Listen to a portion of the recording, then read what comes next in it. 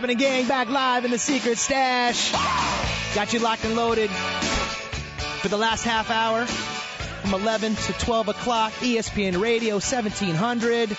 Secret Stash Nation. Real talk. Getting real with my man, Jeff Morris from MDI West Properties. Jeff is a local flip guru who has not only figured out or maybe cracked the code for keeping flipping alive here in our county, but also has expanded that reach out to, I think you said 12 other states or something, right? Nationally. Correct. So, Jeff Morris, appreciate you hanging out in the stash with us, my man. Now, first couple segments, I think we kind of riffed around, the structure, what makes you kind of unique and different, and, tried to answer the question, at least locally anyway, whether flips were alive or dead.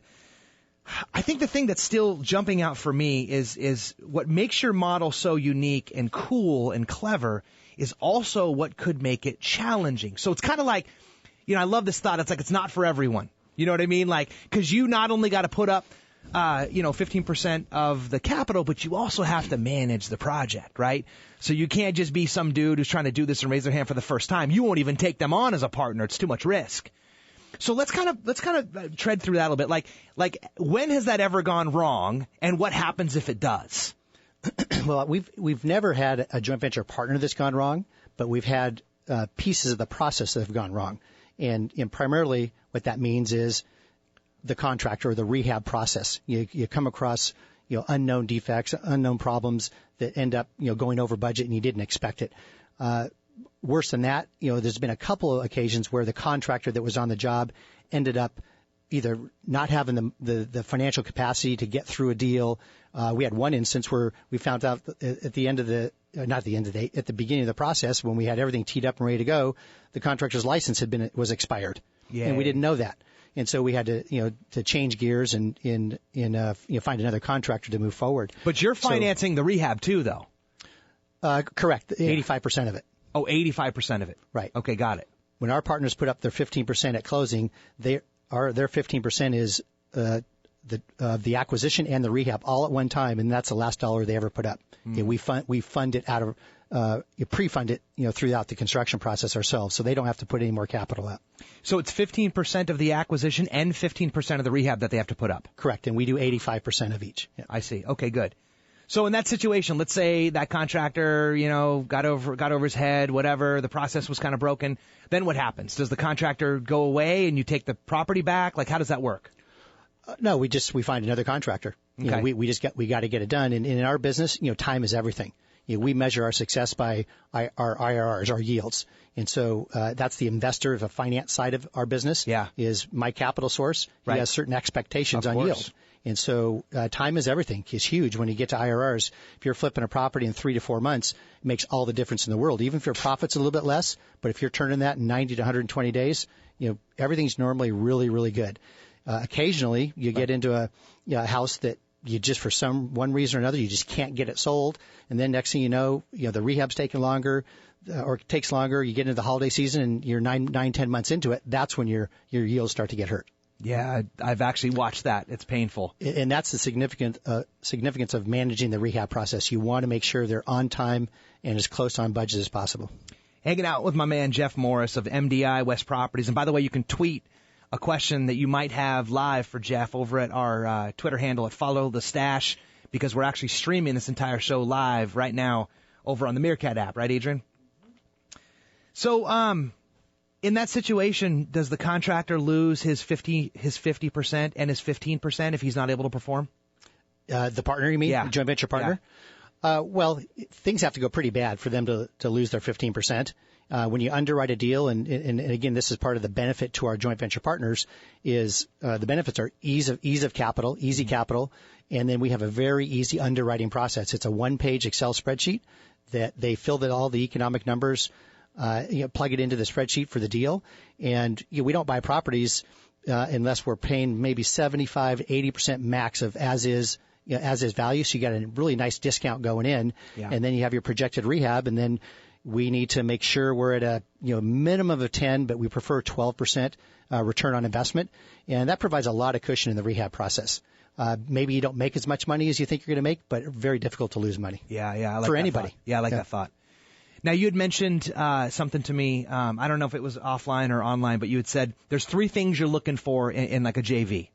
Right. Correct. So what are those 3 things? First and foremost, a partner that knows how to source deals. You have to be very creative in this market to source deals. It's, like I said before, it started with the auctions for us, evolved into short sales. Both of those are really tough to do, and they're just not as plentiful as they used to be. And so now the big push is, on and off market deals. And there's a lot of companies out there that are really big, have marketing platforms and campaigns on direct seller marketing by mail. We buy ugly houses, you name it. There's all kinds of that. We haven't done any of that to date. It's all for us. It's been relationship. It's been networking. We've been in San Diego, both my partner and I, in this business for, since 1982. So we've been around a long time. So we know a lot of people, and that's how we started.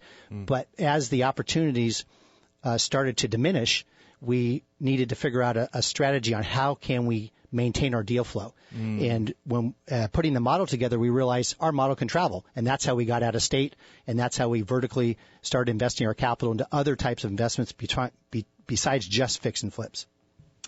So the one part, of course, is sourcing. Sourcing is big. Yeah. And so the really smart agents have relationships themselves, so they know how to source deals. They have their methods of how they dig up opportunities. The second thing they need is capital. 15%, whether it's their own, whether it's family and friends, whether it's hard money, wherever they get it from, we really don't care where it comes from, as long as that's in place with our investment.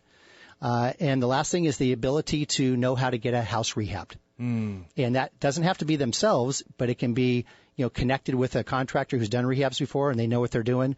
It can be a number of things. We have a few joint venture partners that have, can do all 3. Mm-hmm. Ideally, you would. Yeah. Otherwise, you're sharing in your profit. And we've helped plug in the pieces, too, where we have an agent comes to us, say, hey, I have a deal, but I don't have the money and I don't have a contractor. And we say, well, we can help you with that. Yeah. Or they say, we have a deal and I can raise the 15%, but I really need someone to help, to do the rehab. We can plug someone in that we have a past relationship with to do the rehab for them. Yeah. So is there price points that you like to kind of stay within? Or is there is there a point where you're like, oh man, this is starting to get into some high risk category, and does it then change the dynamic of the deal if that was the case? Yeah, it's a very good question.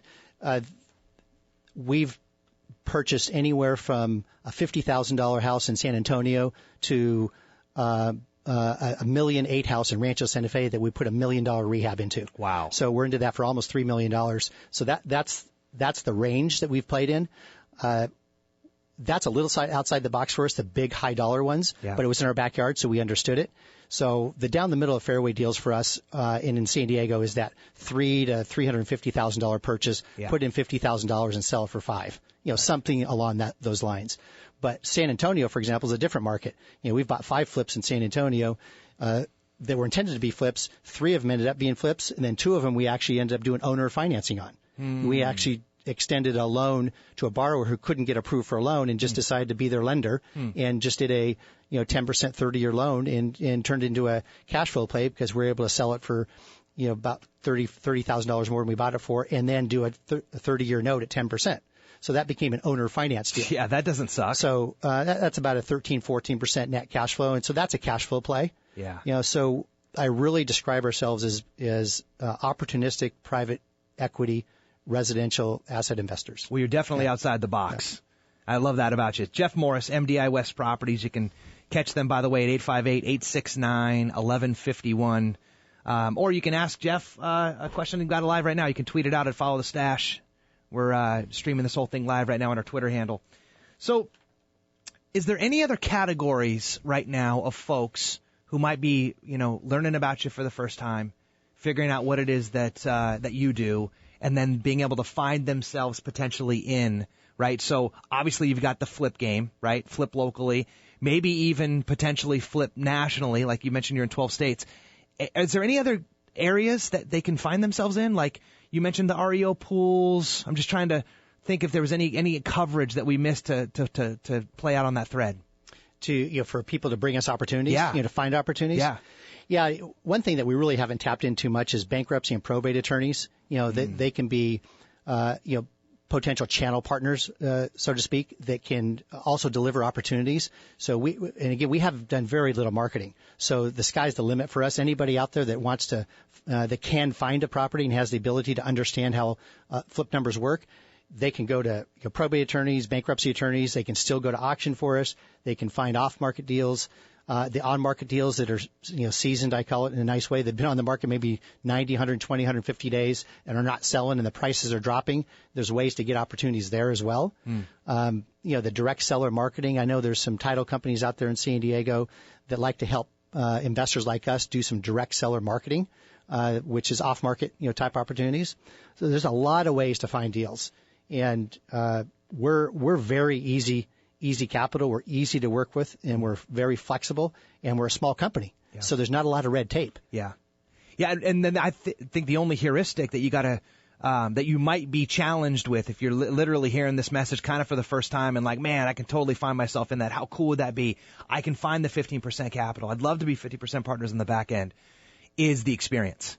So what does somebody do to get themselves some experience so they can actually play in this game with you? Well, that's a good question. I have a good example that just happened this past 2 weeks where there's a young man that's a grad student at USD, and he came to me, and his dad is a fix and flipper in Rhode Island on the East Coast. And so he came to me and said, hey, I really want to do this. One of the gals that works in our office happens to be a classmate of him. She's an intern for us. And that's how I get introduced. And he doesn't have any experience, doing it. And, but he's super motivated, driven individual. And in fact, he wants to be a sports agent, but he also wants to flip houses.